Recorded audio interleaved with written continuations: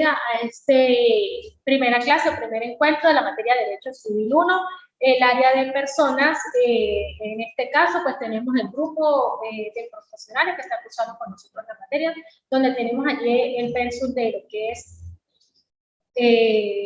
las dos partes del derecho civil. Tenemos derecho civil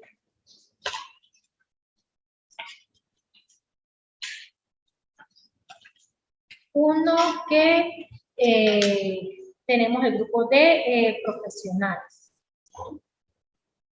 Allí tenemos la primera parte del derecho civil, allí tenemos la presentación, es parte del convenio con la ODEPA.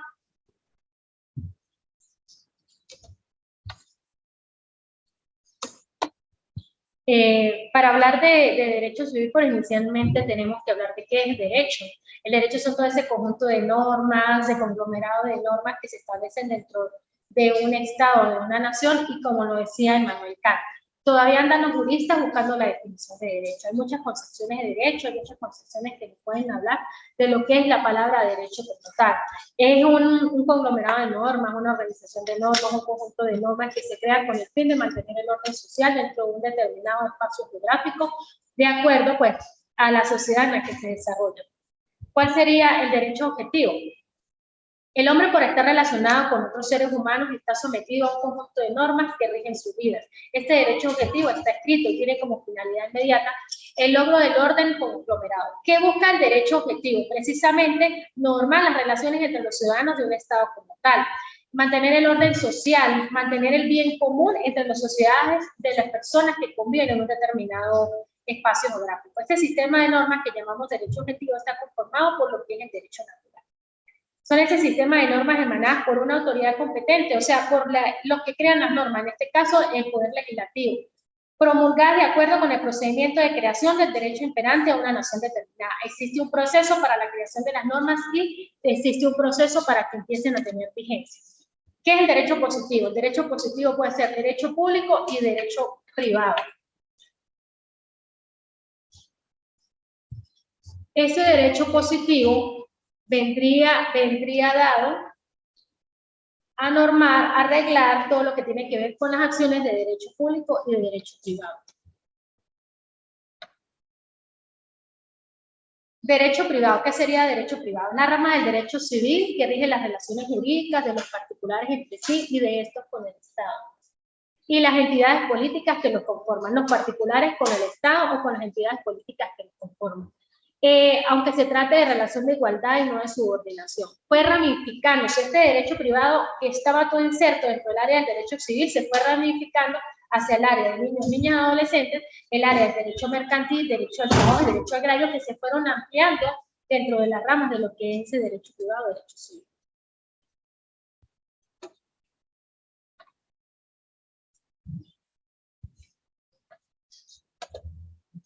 ¿Qué sería el derecho civil? Es una manera o forma de abordar, estudiar o una parte o un sector del ordenamiento jurídico. O sea, se encarga de una parte que se ocupa de las personas. ¿Qué serían entonces las personas en este caso? Sería ese grupo de personas y vamos a hablar del término de persona. El término persona proviene etimológicamente de los términos griegos prospora o prosopos, que es la máscara, y de las palabras latinas personare, sonar fuerte, resonar, y de la palabra etrusca pesur, máscara, que quiere decir máscaras de teatro, los cuales fueron utilizados para identificar las máscaras que eran utilizadas en la antigüedad por los actores del teatro. A falta de micrófono se hace resonar y proyectar sus voces o representar la voz del mismo. El mismo término persona proviene de la idea de representar un personaje, un carácter, una persona con un carácter único o carácter individual. Desde el punto de vista del derecho, la persona es el sujeto apto para ser titular de derechos y deberes jurídicos. También puede decirse jurídicamente que la persona es todo ente que tiene actitud con P para figurar como sujeto activo del derecho pasivo obligado en una relación como tal jurídica.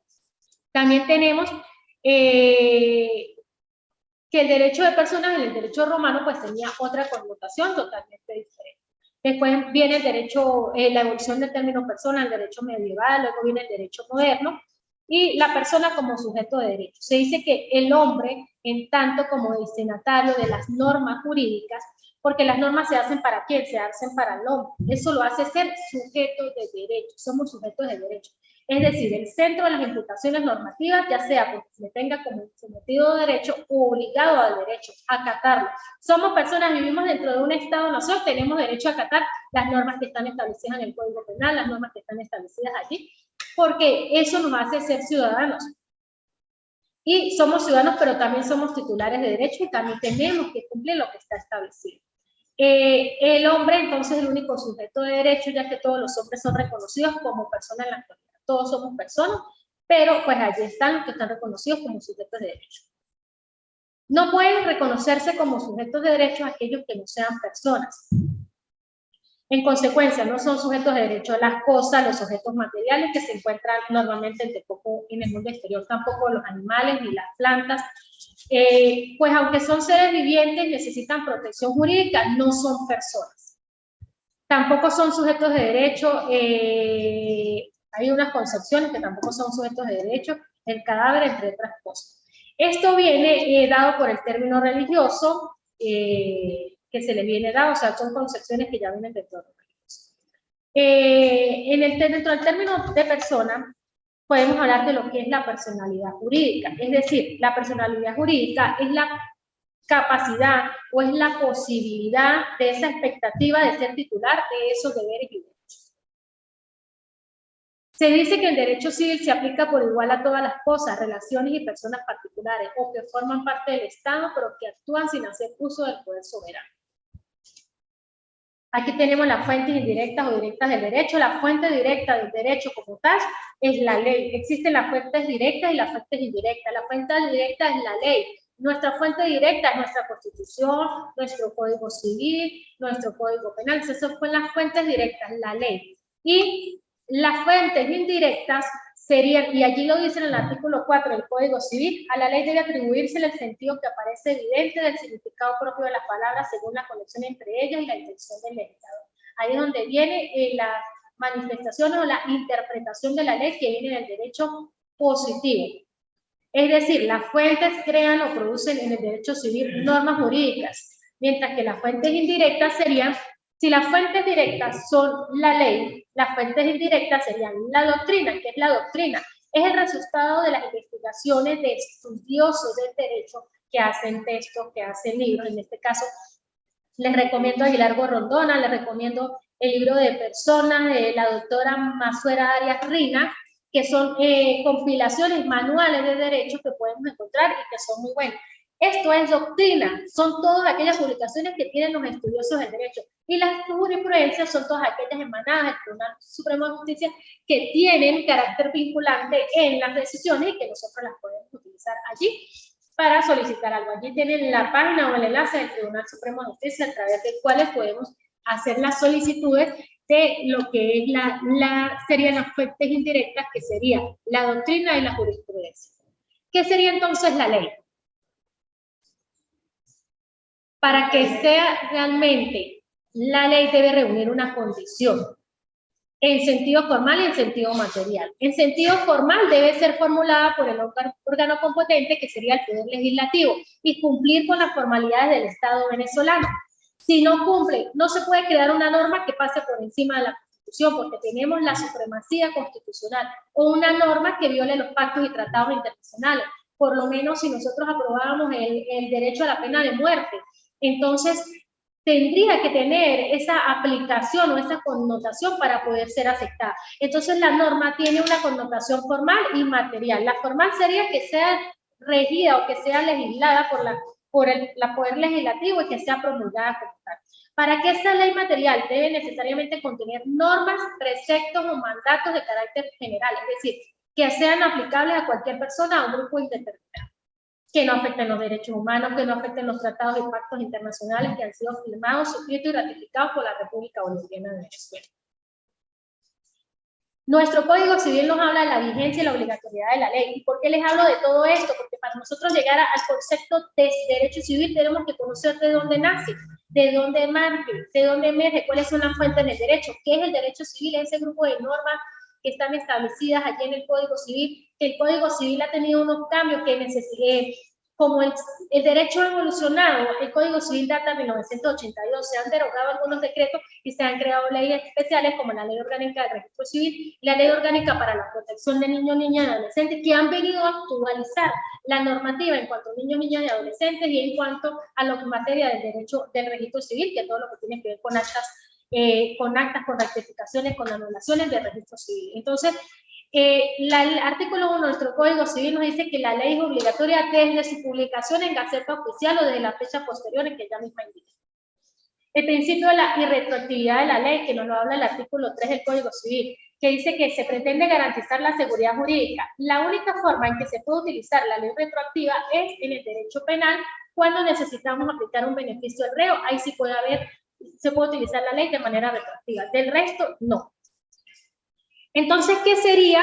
Porque venimos hablando de personas, venimos hablando que somos titulares de derechos, ¿cuáles son los derechos y deberes a los que usted tiene derecho a gozar y a ejercer? ¿Sí? Persona y personalidad jurídica. Persona es quien es reconocido por el derecho como apto para ser titular de derechos y deberes jurídicos, de manera que es un ente individual o colectivo con personalidad jurídica. En consecuencia, la existencia de esa persona se tiene personalidad jurídica, es porque es persona. Por ejemplo, los objetos no son considerados personas ni tienen personalidad. ¿Qué sería la persona y entonces qué sería la capacidad jurídica? Teniendo la personalidad persona, será titular de uno u otros derechos y deberes jurídicos, de manera que podrá tener o no, en mayor o medida, esa capacidad jurídica, que viene dada por la capacidad, que viene graduada por la parte de los derechos y de los deberes, dependiendo de la salud mental y la diferencia de edad. Ahí va a entrar la capacidad jurídica, si tengo o no tengo esa capacidad jurídica total. Teniendo la personalidad, por no tener capacidad jurídica o por no tenerla o por estar afectado en materia de salud, una persona puede carecer de capacidad o tenerla muy limitada y no por ello dejar de ser persona. Es una persona, pero no tiene capacidad o no tiene capacidad jurídica. La persona y el sujeto de derecho. Se dice que el sujeto de derecho es quien ya se encuentra en la titularidad del derecho o de algún deber jurídico y que la persona es el ente que, pudiendo no ser titular de ningún derecho o deber, puede llegar a serlo. Por tanto, la persona, el sentido de persona o el concepto de persona es mucho más amplio. Es el sujeto en el cual se le atribuyen los derechos y los deberes jurídicos y la persona es el todo, es decir, el ente más elemental es el ente de persona y ahí viene la persona y la capacidad jurídica. Allí el padre Olazo nos habla de un concepto de persona. Tenemos dos clasificaciones de personas, la clasificación de las personas en natural y la clasificación de las personas en jurídica. Tenemos los dos tipos de personas. Aquí en el pensum estamos hablando de sujeto de derecho, personalidad y capacidad jurídica, capacidad de goce y capacidad de ejercicio de obrar, que son unas condiciones diferentes. Tenemos la clasificación de las personas. El hombre, por ser natural, se clasifica como persona natural en contraposición con las colectividades a quienes se han identificado como personas jurídicas. Por lo que no es una cualidad natural, sino es un hecho jurídico que la hace ser personas jurídicas. La clasificación de las personas en personas jurídicas individuales y personas jurídicas colectivas, por la diferencia está en que en el primer caso se trata del hombre individualmente considerado y el segundo la colectividad de individuos. Podemos establecer una firma personal, podemos establecer una compañía anónima que se representa por una colectividad de individuos, una fundación, una organización en este caso. El artículo 16 de nuestro Código Civil nos habla que todos los individuos de la especie humana son personas. Y el artículo 19 señala que son personas jurídicas y por lo tanto capaces de obligaciones y derechos y enumera las personas de carácter colectivo, tanto de derecho público como de derecho privado. Entre esas son personas naturales, los seres humanos. Todos somos personas naturales. Son personas jurídicas que también se llaman personas morales o personas colectivas o entes colectivos, agrupación, asociación de individuos que se organizan o se organizan en grupos para un bien común. Eso lo encontramos en el artículo 19 del Código Civil y en la nación. La nación sería una persona jurídica entendida como Estado político, ya que su ámbito es el derecho público. Y las entidades políticas que lo componen la nación son los regulados por el artículo 159 de la Constitución Nacional, que es lo que tiene que ver con la Constitución Nacional y las municipalidades. Las iglesias de cualquier credo también son personas jurídicas.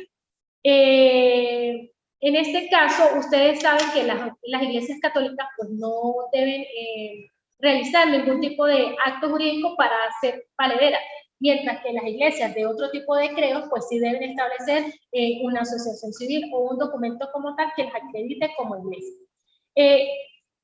Todas las iglesias, excepto la católica, que no es necesario tener un reconocimiento de su personalidad por parte del Estado venezolano, porque Venezuela firmó un convenio suscrito con la Santa Sede Apostólica en el año 64, el 26 de junio del año 64.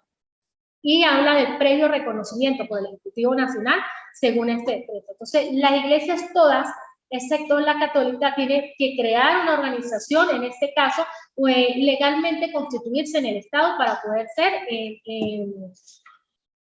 personas jurídicas. Las universidades también son personas jurídicas. Las universidades, se refieren a las universidades públicas, las universidades privadas. Otros cuerpos de carácter público como los institutos autónomos, Instituto Autónomo de Lotería del Táchira, Instituto Autónomo, que son institutos que obran por sí mismos, pero pertenecen de una u otra forma, están ligados con el Estado. Y las personas de derecho privado, reguladas por las normas del derecho privado, ya sea la parte civil o la parte mercantil, porque esta constitución se hace a través del registro mercantil. Son las personas de tipo fundacional, que serían las fundaciones, son aquel conjunto de personas que se crean con un fin común y que tienen bienes destinados a una actividad general. Creo esta fundación para protección de niños, creo esta fundación para protección de él, debo tener un registro previo para constituir. Y las personas de tipo asociativo, que serían las asociaciones civiles, las sociedades, las corporaciones, que son un conjunto de individuos que se organizan y son miembros como tal de ese grupo. Ese estudio de lo que es el derecho, en este caso mercantil, que estaríamos hablando de las personas jurídicas, lo encontramos por lo menos en el libro de Massuera, lo encontramos en el capítulo 4. Y allí viene también a darnos lo que es el concepto como tal de personas. El concepto de persona jurídica. Es un grupo de personas que se organizan y como tal tienen la personalidad jurídica que les permite actuar de manera jurídica. O sea, ya ellos no actúan en nombre propio, sino actúan en nombre de Dios. La doctrina ha definido la persona jurídica como toda unidad orgánica resultante de una colectividad o grupo de personas que se organizan y que crean un conjunto de bienes, porque generalmente se trata de un bien común o una colectividad para la consecución de un fin. Asociación Civil Villa Carmen, para Asociación Civil cuyo objeto es la construcción de viviendas urbanas que beneficien a todos los trabajadores, un ejemplo del Seguro Social. Asociación Civil Brillo de Luz, Asociación Civil, se crean con un objeto y se organizan por grupos de personas y deben estar previamente constituidas. Todos sus actos se deben hacer a través de actas de asamblea donde estén la mayoría más uno y que aprueben las decisiones que se tomen aquí. También, Lo que pasa es que ahí viene también el término de cooperativas y todo el tipo de asociaciones que permiten. También tenemos por aquí las personas jurídicas, también están constituidas por un grupo de colectividades políticas, como es el Estado, que viene Estado como lo que es la Iglesia, las universidades, y por eso el artículo 19 nos habla de que las personas jurídicas son la nación, las entidades políticas que los componen, la Iglesia, las universidades, porque son entes que persiguen fines colectivos. ¿Sí? Es un fin colectivo. Aquí lo tenemos en el artículo 19 del Código Civil. La justificación de las personas jurídicas, tenemos el artículo 52 del Código Civil que nos habla de toda persona tiene derecho a asociarse con fines lícitos, de conformidad con la ley. El Estado garantizará o está obligado a facilitar las condiciones para que eso se realice. Hoy en día hay otra nueva figura que lo que llaman los pymes, que funciona como una, para la pequeña y mediana empresa, que es algo que está ahorita sonando, que es una compañía anónima con toda la connotación, pero pues tiene algunas factibilidades o algunas facilidades que le ha dado el Estado venezolano para su conformación. También es una figura jurídica a través del registro mercantil. Se crea con la misma figura de una compañía y tiene la misma. Sí, claro. Sí, claro. Ahora también el registro mercantil tiene una página donde usted hace la reserva del nombre y hace todo a través de la página. Está empezando a funcionar para el Estado Táchira. Ajá, la jurisprudencia ha señalado la existencia de personas jurídicas de derecho privado que se debe al ejercicio de este derecho por lo que tiene que ver con la organización de ciudadanos que persiguen un fin común. Estoy saltando con las láminas. Esto, lo que están viendo en las láminas, lo que es código, eso es parte del, como quien dice, de la apertura de la clase. Lo que pasa es que el tema para los profesionales es bastante amplio, entonces me toca ir corriendo. La clasificación. La primera condición tiene que ver con la asistencia de 2 o más personas que se unen para lograr el fin y el aporte de unos bienes para constituir tal fin. El sustrato personal va dirigido a la necesidad que exista un número de personas que se unen para la constitución de un fin. Es la unión de personas de derecho privado, tienen como origen la voluntad. Debemos hacerlo de manera voluntaria, que se expresa a través de un contrato, como por ejemplo el contrato de sociedad, mediante el cual los socios se obligan a cumplir una determinada tipo de condiciones que generan un fin común. Sin embargo, la unión de las personas también tiene su origen en la ley y se ordena crear una persona jurídica, y como comúnmente se da en el caso de la constitución de empresa, a través de los cuales se persigue un fin limitado o un fin particular. También tenemos el sustrato real, está relacionado con el conjunto de bienes que aportan las personas al ente o los fines que utilizan para alcanzar esas leyes. La finalidad que se persigue el ente, siempre debe estar claro. No siempre es necesario que sea económico, a veces nosotros vemos que son asociaciones civiles sin fines de lucro, por ejemplo. No siempre debe tener connotaciones económicas o lucrativas, sino que puede ser de otra naturaleza, pueden ser para fines culturales, fines de salud, deportivos, desarrollo personal, pero lo más importante es que aquello que se está desarrollando sea lícito y determinado, determinable, o sea, que esté especificado. Si yo creé la fundación, la organización para esto, no voy a estar haciendo otra cosa, porque no debe estar determinado lo que yo voy a realizar, como lo prevé el artículo 1155 del Código Civil. Nosotros vemos que por lo menos en Colombia, las alcaldías generan o envían los recursos a través de asociaciones o de fundaciones. Por decir algo, hay que hacer una actividad recreativa, entonces contratan a una fundación que se encargue de realizar actividades recreativas y a través de ellos, de esa contratación interna, pagan los recursos para realizar las obras. Es una forma en la que ellos utilizan en parte de contratación. El objeto debe ser ilícito y debe existir una condición. Una condición que debe estar el Estado como ente o persona jurídica.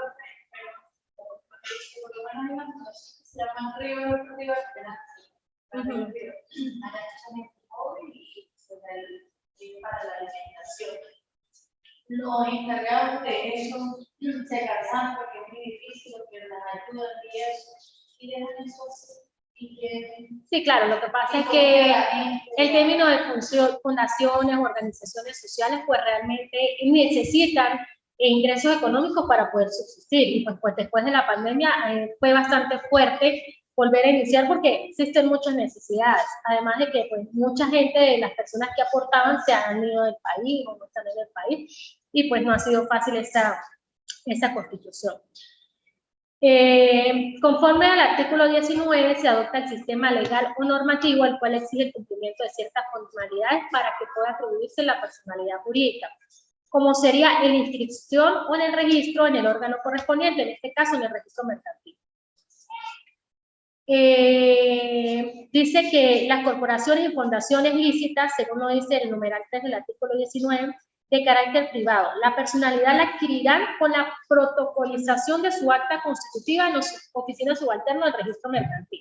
Ahora hay una nueva modalidad virtual para poder ingresar y hacer la solicitud del nombre y realizar todo el proceso.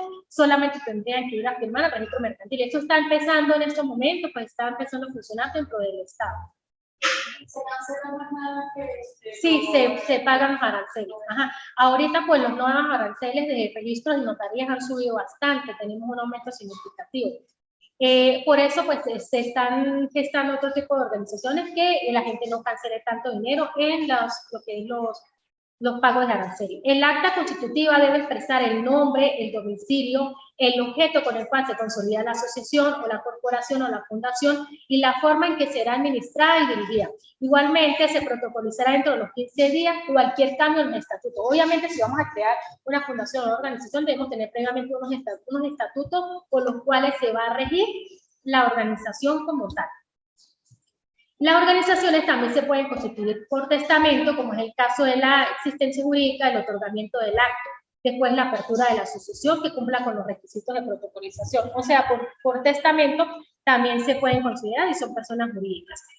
Aquí tenemos lo que es la parte de la atribución de lo que es la personalidad, que continuamos con el pensum de la universidad, que nos habla de lo que va a implicar el artículo 19. Dice, se debe garantizar el ejercicio de ciertos derechos fundamentales que tienen las personas naturales, como el derecho al debido proceso, que lo vemos establecido en nuestra Constitución, en el artículo 49, el derecho al recinto privado, o sea, la inviolabilidad del domicilio, el derecho a la privacidad de las comunicaciones, que también la tenemos en la Constitución, como lo señala también la jurisprudencia.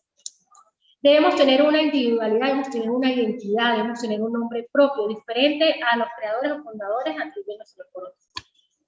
Un nombre propio, por eso el artículo 19 señala que el acta constitutiva debe contener el nombre de la persona jurídica. No puede haber otra persona pues, que se llame exactamente igual dentro del sustrato, por eso se hace una reserva de nombre. Debe tener una sede jurídica propia de domicilio, como puede establecer sucursales, pero debe tener una sede jurídica propia, esto lo habla el 28 del Código Civil. Todavía puede tener pero puede ser... Claro, y puede colocar que puede abrir sucursales en diferentes ciudades del país.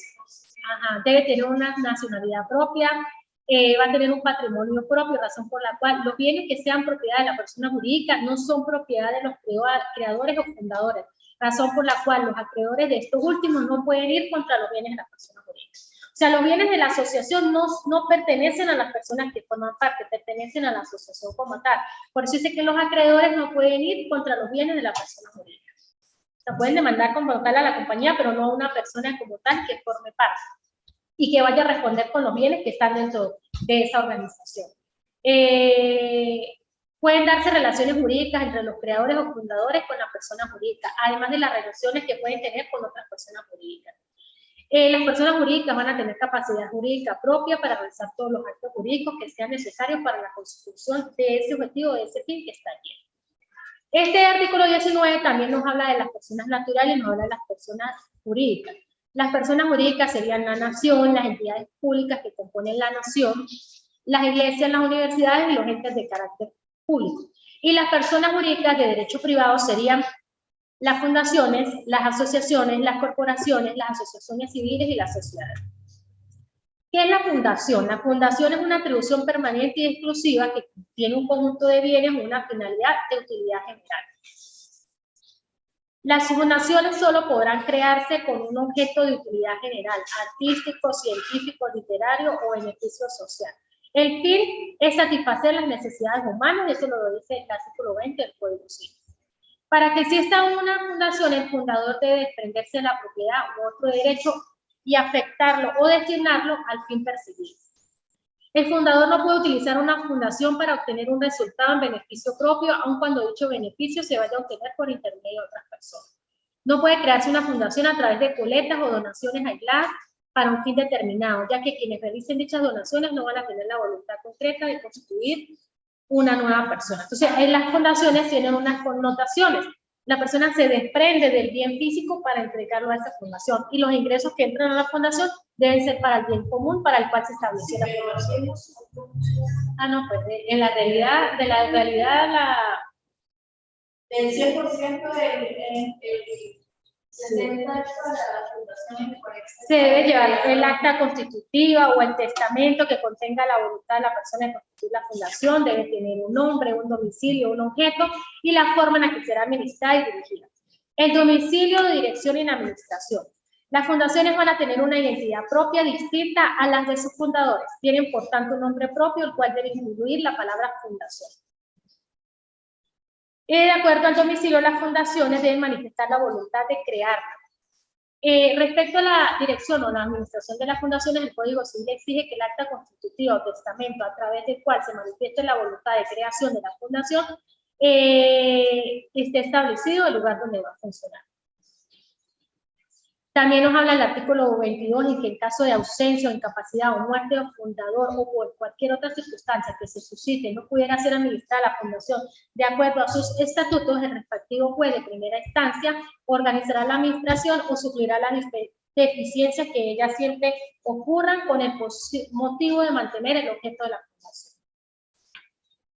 Aquí tenemos las fundaciones, también tenemos la extinción de las fundaciones, puede limitarla en el tiempo, el caso está se concluyen cuando finaliza el tiempo de su vigencia.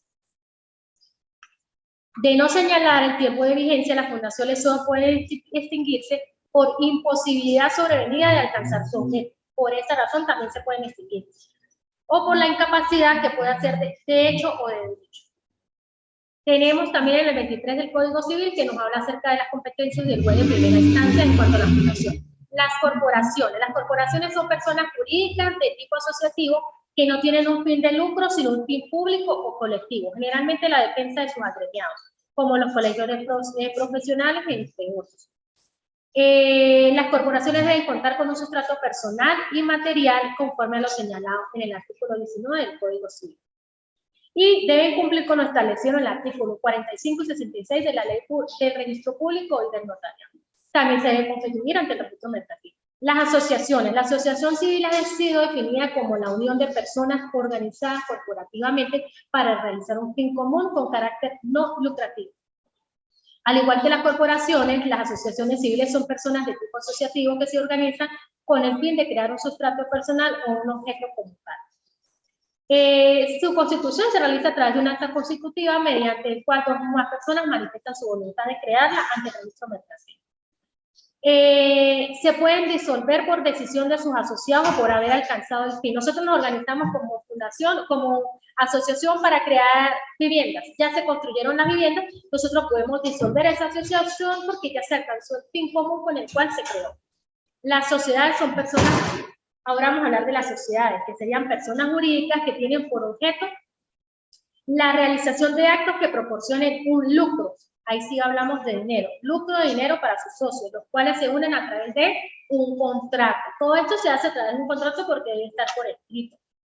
El cual está definido en el Código Civil en el artículo 1649. El contrato de sociedad es aquel por el cual dos o más personas convienen y contribuir cada uno con la propiedad o el uso de las cosas con su propia industria o la realización de un fin común.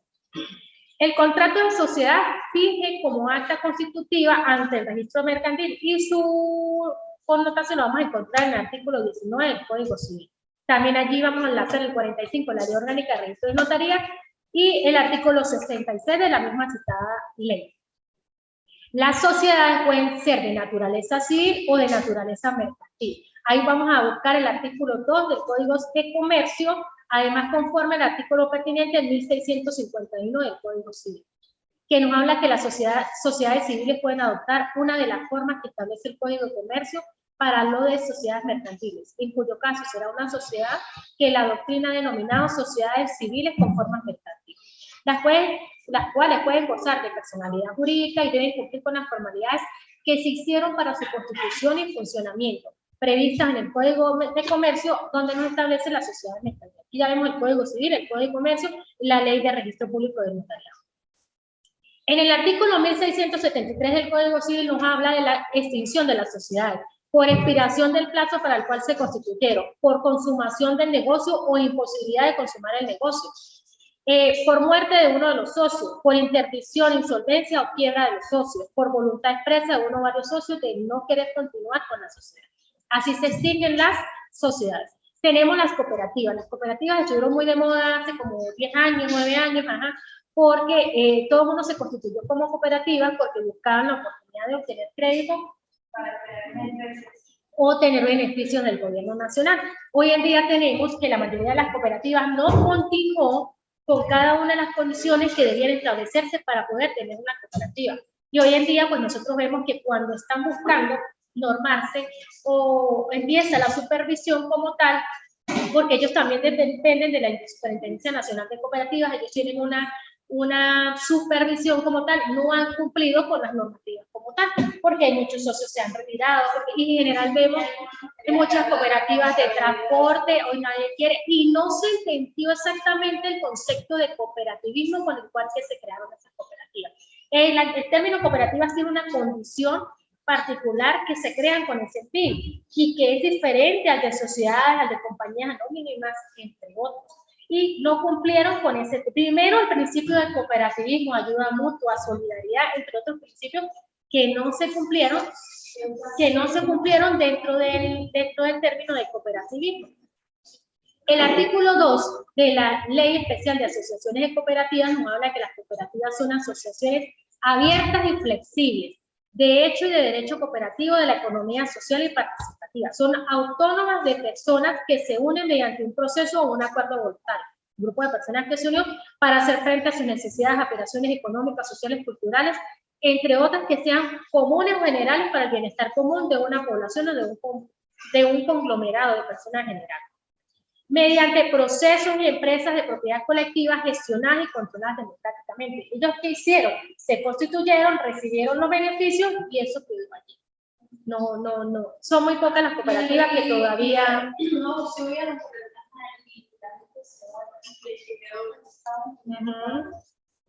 Además, las cooperativas son entes controladas por las personas que la integran, quienes son los dueños y las mismas operan para el beneficio equitativo de todos los integrantes. Es decir, no para rendir ganancias a los inversionistas ajenos, sino a la misma persona que aportan su trabajo en la cooperativa. Ganan todas las personas que forman parte de esa cooperativa. Las cooperativas tienen como fin común el desarrollo del hombre, a través de la realización de valores de cooperación, que son los primeros valores que están implícitos dentro del término de cooperativa. La igualdad, la justicia, el trabajo, el respeto conjunto. Se creó con el fin de reducir costos, de obtener productos o bienes y servicios, de mejorar la calidad de los productos y de aumentar los ingresos. Para constituirse o crear una cooperativa, las personas deben formalizar una asociación o cooperativa, deben llegar, o sea, mantener los siguientes acuerdos. Deben aprobar los estatutos como tal de la cooperativa. Deben señalar el bien o el servicio que van a presentar o que van a aportar. Deben establecer la forma como va a ser la dirección y administración, la junta directiva y quiénes serán sus representantes de esa cooperativa. Y ahí tenemos el artículo 9 de la Ley de Asociaciones Cooperativas que nos habla.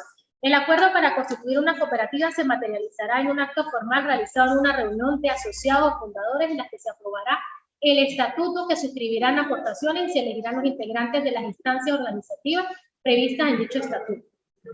Realizada la reunión de asociados fundadores, se levantará un acta que deberá ser inscrita en el registro público, conforme lo señalado en el artículo 10 de la ley de la referida ley especial de asociaciones y cooperativas. El artículo 11 nos habla de que si el registro no tuviera observaciones de carácter legal, o sea, si no hubiesen cambios a ese escrito, aceptará el otorgamiento del documento por parte de los representantes y registrará la cooperativa, que en ese momento empieza a tener personalidad jurídica.